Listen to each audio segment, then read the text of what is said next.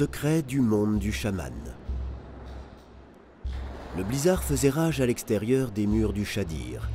Le feu crépitait dans l'âtre. Norscan mit de côté son komots et, posant ses mains sur le feu, se tourna vers Saoshyant.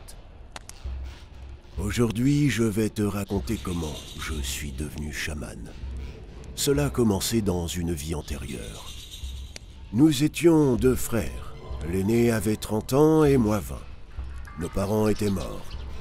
Lorsque je me suis marié, je vivais avec mon frère aîné. Nous avons eu un poulain à crête rouge la même année.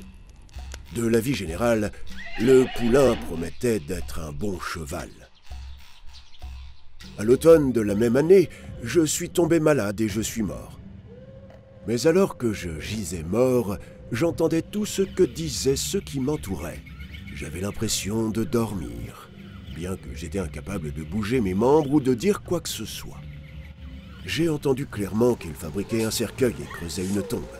Je me suis donc couché comme si j'étais vivant. Et j'étais affligé qu'ils se préparent à m'enterrer alors que je pouvais encore être en vie. Mais ils m'ont mis dans le cercueil, m'ont descendu dans la tombe et ont commencé à recouvrir de terre. Alors que j'étais allongé dans la tombe, mon âme pleurait et sanglotait. Tout le monde ferait pareil s'il mourait et se voyait sans pouvoir bouger. Mais soudain, j'ai entendu quelqu'un en haut qui ouvrait la tombe. J'étais content, pensant que c'était mon frère aîné, qui s'assurait que j'étais toujours vivant, qui voulait me déterrer. Enfin, le couvercle du cercueil s'est ouvert et j'ai vu 4 hommes noirs que je n'avais jamais vus auparavant. Ils m'ont soulevé et, plaçant mon corps sur le cercueil, m'ont tourné vers la maison. Un feu était visible à la fenêtre et de la fumée sortait de la cheminée. Soudain, quelque part dans les profondeurs de la terre, on entendit le grondement d'une locomotive à vapeur. Le grondement se rapprochait de plus en plus. Enfin, la terre a tremblé et cela m'a fait très peur. Du fond de la tombe apparut un taureau tout noir, aux cornes étroitement convergentes. Le taureau me saisit entre ses cornes et redescendit par le trou qu'il venait d'escalader. Nous sommes arrivés à l'endroit où se trouvait la maison. De l'intérieur de la maison, nous avons entendu la voix d'un vieil homme qui disait « Hé les gars, apparemment notre fils a amené un homme, sortez vite et apportez son fardeau !» Des hommes noirs et minces ont surgi, se sont emparés de moi, m'ont porté à l'intérieur de la maison et m'ont placé dans la paume de main du vieil homme. Ce dernier, en me soupesant pour déterminer mon poids, dit à ceux qui l'entouraient « Remontez-le, il s'avère que le destin a voulu qu'il soit conçu là-haut. » Le taureau me saisit à nouveau avec ses cornes, me ramena le long de l'ancien chemin et me fit asseoir sur mon ancien siège. Ce vieil homme était Erlik.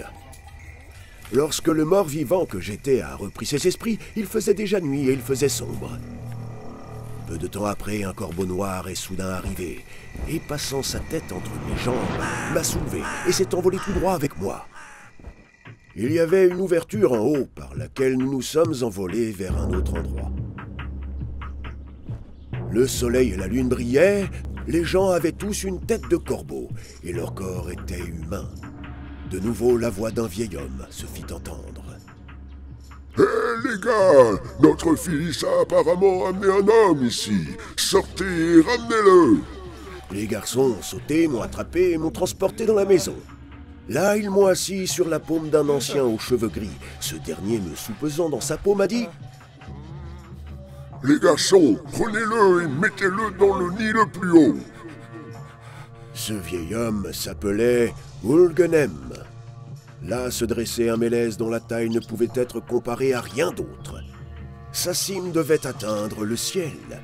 À la base de chacune de ses branches se trouvait un nid de la taille d'une bonne meule de foin recouverte de neige. Ils m'ont placé dans le nid le plus haut, là où sont placés les chamans blancs du ciel. Les chamans noirs d'Erlik sont placés dans les nids inférieurs de l'arbre monde. Lorsqu'ils m'ont déposé, un cerf blanc ailé est arrivé et s'est assis dans le nid. Les tétons du cerf étaient parfaitement adaptés à ma bouche et j'ai commencé à les sucer. Je suis resté allongé là pendant exactement 3 ans. Et plus je suçais le cerf, plus mon corps devenait petit, jusqu'à atteindre la taille d'un dé à coudre. Ce cerf était ma mère animale qui nourrit le coude de l'homme. Couché dans mon nid, j'ai entendu un jour la même voix du vieillard disant à l'un de ses fils. « Mon garçon, va sur la terre du milieu et reviens-en avec une femme pour toi. » Tout le monde était heureux de cet événement, et il y eut même un festin et des danses. Plus loin, couché dans mon nid, j'ai entendu le tonnerre du tambourin d'un chaman dans la terre du milieu, et des chants ont également retenti. Ils se sont peu à peu rapprochés, et enfin une tête s'est montrée, sortant du trou. J'ai vu un homme de taille moyenne, bien bâti, aux cheveux gris. Dès qu'il s'est levé, il a placé le bâton de son tambourin devant son front. Aussitôt, il s'est transformé en taureau, avec une seule corne qui poussait au milieu du front. Il a défoncé la porte de la grange où la femme était enfermée, et il est descendu avec elle. C'est ainsi qu'un chaman récupère une âme enlevée, sur le double d'une personne. Finalement, alors que j'étais allongé dans le nid pour la 3e année, j'ai entendu la voix du vieil homme. « Si ces années sont accomplies, notre enfant sera ramené sur la terre du milieu. Qu'il s'infiltre dans une femme, portant le nom que nous lui avons donné, Northcam. Et que ce nom ne soit pas prononcé en vain au cours du mois sacré.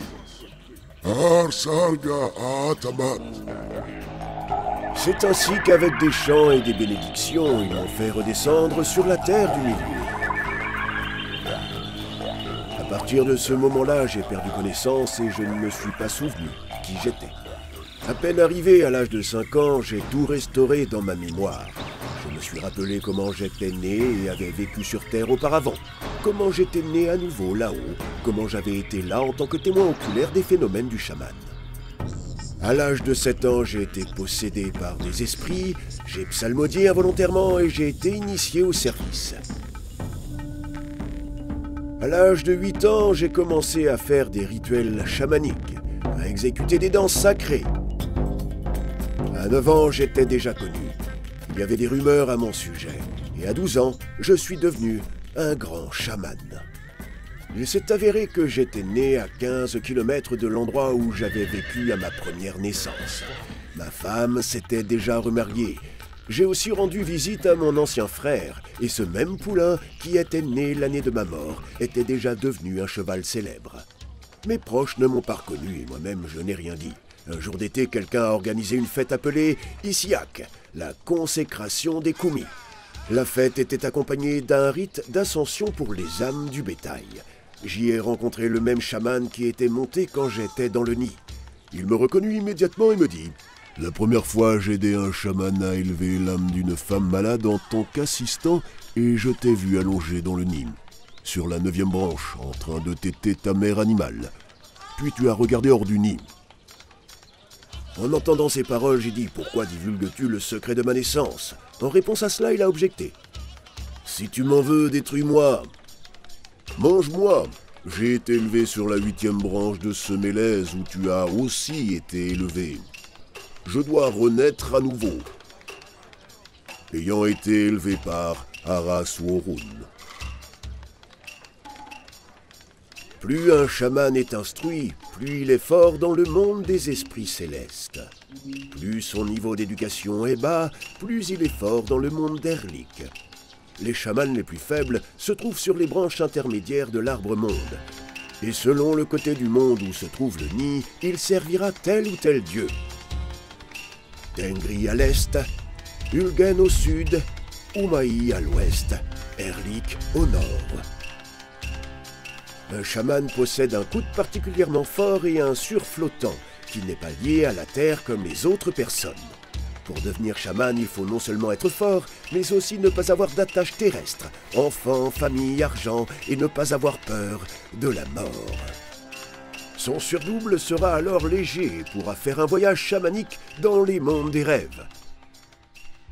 Pendant le sommeil, le sur de chacun s'éveille et vole, voyageant en rêve, transporté dans le passé, puis dans le futur. Dans un sommeil sans rêve, il se rend dans le monde du non manifesté, dans le monde de Tengri. Lorsque le chaman se souvient pendant la journée que la soi-disant réalité n'est qu'un moment entre le rêve du futur qui passe dans le monde du passé, il sera capable de se souvenir en dormant qu'il est en train de rêver. La réalité n'existe-t-elle pas? Si, mais seulement pour un instant. Norscam sourit et mit du bois sur le feu. Et maintenant, ce qui vient d'être disparaît et ne reste que dans la mémoire, que dans le monde d'Erlik. Tous les rêves et les désirs de l'homme, une fois réalisés, deviennent le présent et commencent alors à changer. Tu étais un enfant, tu es maintenant un adulte et ton enfance n'est plus qu'un souvenir. Ta vieillesse n'existe pas encore dans le présent, mais elle existe déjà dans le futur. L'homme est entouré par le monde du rêve, mais il ne le réalise pas. Il ne réalise pas que toutes ses pensées, tous ses souvenirs et tous ses rêves sont le monde du rêve.